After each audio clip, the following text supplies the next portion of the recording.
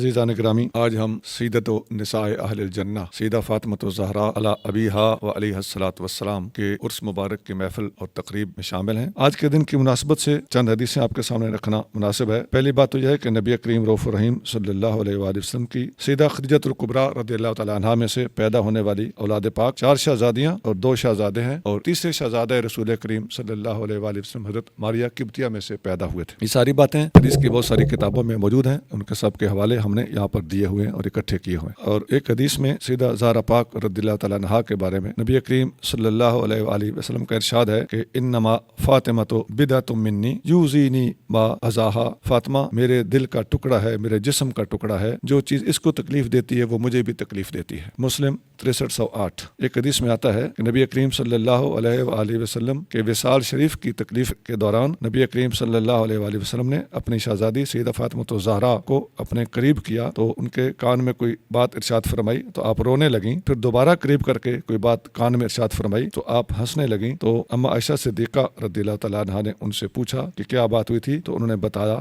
کہ نبی کریم صلی اللہ علیہ وآلہ وسلم نے مجھے فرمایا کہ میں اس تکلیف میں وصال کر جاؤں گا، تو میں رو پڑی۔ اور نبی کریم صلی اللہ علیہ وآلہ وسلم نے جب فرمایا کہ میرے اہل بیت میں سب سے پہلے آپ میرے پیچھے پیچھے جنت میں آؤ گی، تو اس وقت میں ہنس پڑی۔ بخاری 4433۔ ایک حدیث میں آتا ہے اما عائشہ صدیقہ رضی اللہ تعالیٰ عنہا فرماتی ہیں کہ ما رأیت احدا کان اشبہ سمتا وہدیا ودلا وکلاما برسول اللہ صلی اللہ علیہ وآلہ وسلم من فاطمہ، میں نے سیدہ فاطمۃ الزہراء رضی اللہ تعالیٰ سے بڑھ کر نبی کریم صلی اللہ علیہ وآلہ وسلم جیسی سیرت، عبادت، عادت اور کلام ان جیسا کرتا ہوا کسی کو نہیں دیکھا جتنا فاطمۃ الزہراء کرتی تھی۔ حضور صلی اللہ علیہ وسلم کی کامل فنائیت اور حضور صلی اللہ علیہ وسلم کا مکمل انداز، آپ صلی اللہ علیہ وسلم کا سارا رویہ سیدہ پاک اختیار فرماتی تھی۔ اور آگے اما پاک فرماتی ہیں کہ کانت اذا دخلت علیہ، جب سیدہ زہرا پاک نبی کریم صلی اللہ علیہ وسلم کے پاس حاضر ہوتی تو آپ ان کے لیے کھڑے ہو جاتے تھے اور ان کا ہاتھ پکڑ لیتے تھے، ہاتھ کو چومتے تھے اور اپنے جگہ پہ بٹھا دیتے تھے۔ اور دوسری طرف دیکھیے کہ جب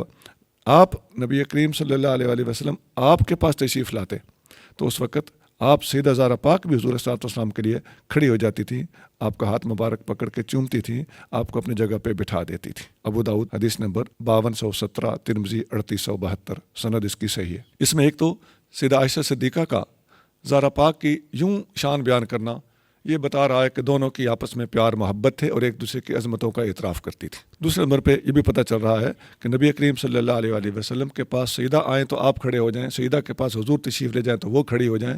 تو ان میں سے بھی ہم دونوں باتوں کو اکٹھا بیان کریں تو صحیح صورتحال واضح ہوتی ہے۔ اور یہ بھی واضح رہنا چاہیے کہ سیدہ پر واجب تھا کہ حضور صلی اللہ علیہ وسلم کے لیے کھڑی ہو جائے، حضور کے لیے واجب نہیں تھا۔ حضور صلی اللہ علیہ وسلم کی یہ شفقت، مہربانی تھی کہ ان کے لیے کھڑے ہو جاتے۔ ایک حدیث میں آتا ہے کہ سیدہ زہرا پاک رضی اللہ تعالیٰ عنہا خود روایت کرتی ہیں کہ حضور صلی اللہ علیہ وسلم نے فرمایا اما ترضین ان تکونی سیدۃ النساء اہل الجنہ، کیا آپ اس پر راضی نہیں ہو کہ آپ اہل جنت کی تمام خواتین کی سردار ہو؟ یہ بخاری 3624 حدیث ہے۔ اس طرح کی اور بہت حدیثیں ہیں۔ سبحان ربک رب العزت عما یصفون وسلام علی المرسلین والحمد للہ رب العالمین۔